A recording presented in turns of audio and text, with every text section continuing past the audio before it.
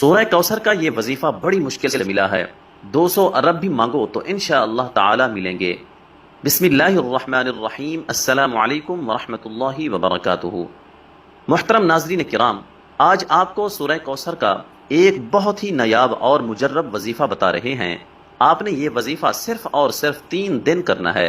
صرف 3 دنوں کے اندر اندر آپ کی جو بھی بڑی سے بڑی حاجت ہوگی، جس بھی مقصد کے لیے آپ اس وظیفے کو پڑھو گے، آپ کا وہ مقصد انشاءاللہ 3 دنوں کے اندر اندر پورا ہو جائے گا۔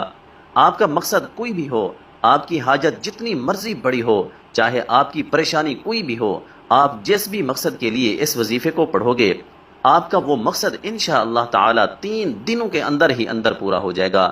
لیکن واضح کر دیں کہ آپ نے یہ وظیفہ صرف جمعرات، جمعہ اور ہفتے والے دن ہی کرنا ہے، یعنی جمعرات سے شروع کریں اور ہفتہ کو مکمل کر لیں۔ آپ نے 3 دن یہ وظیفہ کرنا ہے۔ انشاءاللہ یہ وظیفہ کرنے سے آپ کی ہر جائز حاجت پوری ہوگی اور آپ کی بڑی سے بڑی پریشانی ختم ہو جائے گی۔ آپ چاہے یہ وظیفہ اپنی خود کی شادی کے لیے کر رہے ہیں یا پھر آپ کی بیٹیوں کی شادی نہیں ہو رہی، اس کے لیے کر رہے ہیں، انشاءاللہ تعالی آپ کو اس میں بھی کامیابی ملے گی۔ اگر آپ بے روزگار ہیں تو آپ اس کے لیے بھی یہ وظیفہ کر سکتے ہیں۔ اگر آپ کے دشمن ہیں اور ان سے چھٹکارا پانے کے لیے بھی آپ یہ وظیفہ کر سکتے ہیں۔ اگر کسی سے محبت کرتے ہیں اور اس سے شادی ہی کرنا چاہتے ہیں اور اس کے دل میں آپ اپنی محبت پیدا کرنا چاہتے ہیں تو اس کے لیے بھی آپ یہ وظیفہ کر سکتے ہیں۔ آپ کی کوئی بھی حاجت ہو، کوئی بھی مقصد ہو، آپ اس وظیفے کے ذریعے اپنا مقصد پورا کر سکتے ہیں۔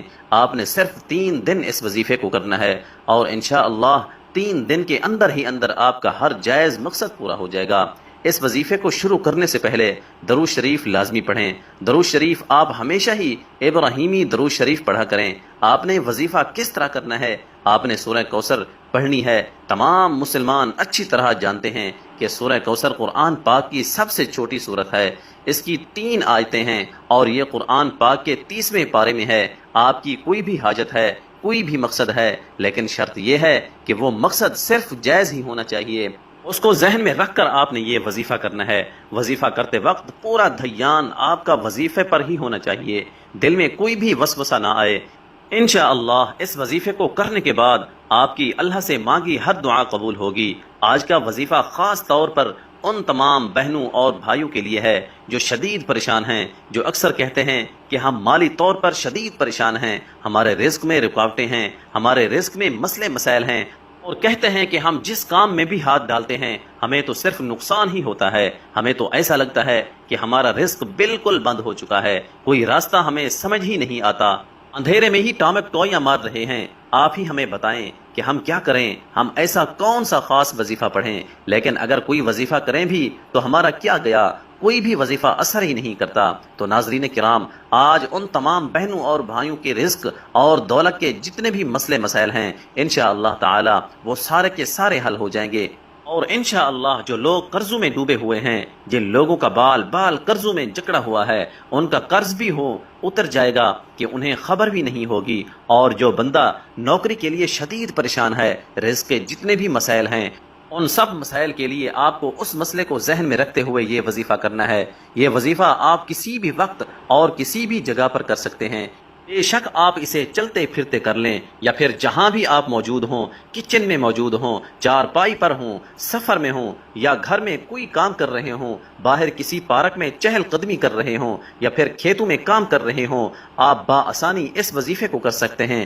اس وظیفے کو پڑھنے کے لیے وقت کی بھی کوئی پابندی نہیں ہے، کسی بھی وقت آپ یہ وظیفہ کر سکتے ہیں۔ کام کر رہے ہیں، دن رات، صبح شام، بارش میں یا آندھی میں، غرض آپ ہر وقت کر سکتے ہیں۔ اگر آپ نوکری پر ہیں تو آپ اس سے مزید بہتر اور مزید اچھی نوکری چاہتے ہیں، یا نوکری پر آپ کے کسی سینئر کے ساتھ مسئلے مسائل چل رہے ہیں اور آپ چاہتے ہیں کہ میں ہی کامیاب ہوں، اس کے لیے بھی آپ یہ وظیفہ کرنا چاہتے ہیں، یا کسی بھی رزق کے مسئلے کے لیے آپ یہ وظیفہ کریں، لیکن اس مسئلے کو ذہن میں رکھتے ہوئے ہی یہ وظیفہ کریں۔ آپ کو اس عمل کو کرنے سے پہلے نیت لازمی رکھنی ہے کہ مجھے فلاں قسم کا کام ہے اور مجھے اتنی رقم مل جائے، انشاءاللہ تعالی اللہ پاک آپ کو اس سے کئی درجہ زیادہ عطا کر دیں گے۔ ناظرین کرام، اس وظیفے کے اتنے فائدے ہیں کہ کسی نے جب بھی یہ وظیفہ کیا اس کے فوائد اس کو اتنے ملے کہ اس نے پھر اپنی زندگی میں کبھی یہ وظیفہ چھوڑا ہی نہیں، اور پھر اس نے آنے والی ساری زندگی مستقل یہ وظیفہ کرنے کی عادت بنا لی، اور اب بھی وہ ان 3 دن لازمی یہ عمل کرتے ہیں۔ جب آپ لوگ سب سے پہلے یہ وظیفہ کرنے لگیں تو کوشش کریں کہ اس وقت بھی باوضو ہو جائیں۔ وضو کرنے کے بعد اگر آپ لوگ گھر میں موجود ہیں تو سکون سے ایک جگہ بیٹھ جائیں۔